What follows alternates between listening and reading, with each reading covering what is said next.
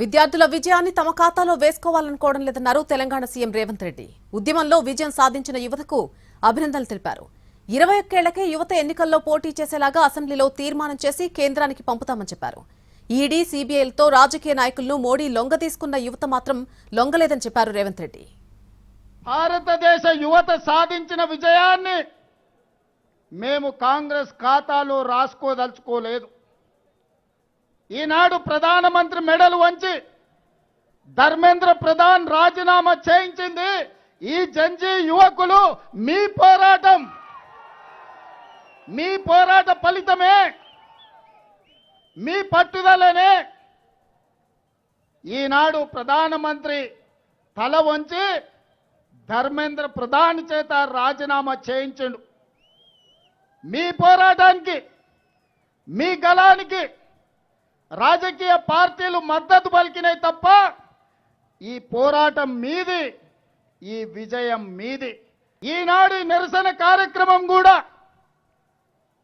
Dharmendra Pradhan రాజీనామాతో సరిపెట్టకుండా neat పరీక్షల్లో చనిపోయిన కుటుంబాలను ఆదుకోవడానికి ఉద్యమం సందర్భంగా విద్యార్థుల మీద పెట్టిన అక్రమ కేసులు తొలగించడానికి, చనిపోయిన కుటుంబాలకు నిర్వాళులు అర్పించాలి అని నిర్ణయించుకుంటే హైదరాబాద్ నగరం నలుమూలల నుంచి, తెలంగాణ రాష్ట్రం నలుదిక్కుల నుంచి ఈనాడు వేలాది మంది ఇక్కడికి వచ్చి మేము ఆ కుటుంబాలకు అండగా ఉన్నాం, ఈ ప్రభుత్వ వైఫల్యాల మీద పోరాడతాం, అది నరేంద్ర మోడీ కావచ్చు, గుజరాత్ నుంచి వచ్చే వాళ్ళ తాత కావచ్చు, వాళ్ళ మీద పోరాటం చేస్తామని ఇవాళ ఈ వేలాది మంది విద్యార్థులు అంబేద్కర్ సాక్షిగా ఇక్కడికి వచ్చారు.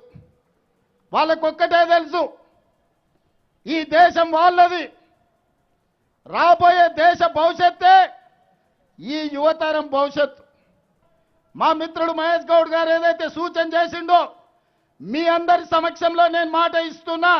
ఆగస్టు మొదటి వారంలో అసెంబ్లీ శాసన మండలి ప్రత్యేక సమావేశాలు ఏర్పాటు చేసి శాసనసభలో చర్చించి ఈ దేశంలో ఎమ్మెల్యేగా, ఎంపీగా పోటీ చేయడానికి 21 సంవత్సరాల వయసును అర్హతగా తీర్మానం చేసి ప్రధానమంత్రికి పంపిస్తా.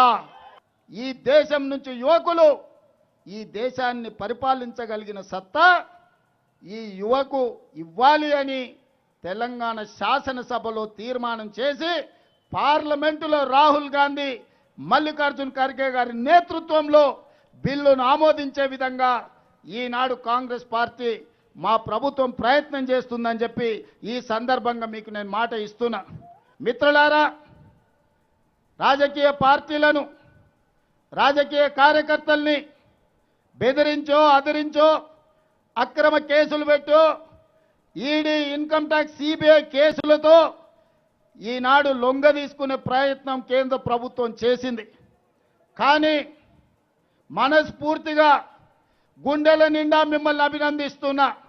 నరేంద్ర మోడీ నిరంకుశ పాలనకు, మీ నీట్ పరీక్షలు, సిబిఎస్ఈ పరీక్షల్లో వైఫల్యం చెందిన కేంద్ర ప్రభుత్వాన్ని మీ గుండె ధైర్యంతో లాఠీలకు, తూటాలకు, బాష్పవాయు గోళాలకు ఎదురొడ్డి నిలబడి నరేంద్ర మోడీని ఓడించి ధర్మేంద్ర ప్రధాన్ను రాజీనామా చేయించారు. మనస్ఫూర్తిగా ఈ యువ తరానికి ఈరోజు నేను అభినందనలు తెలియజేస్తున్నా.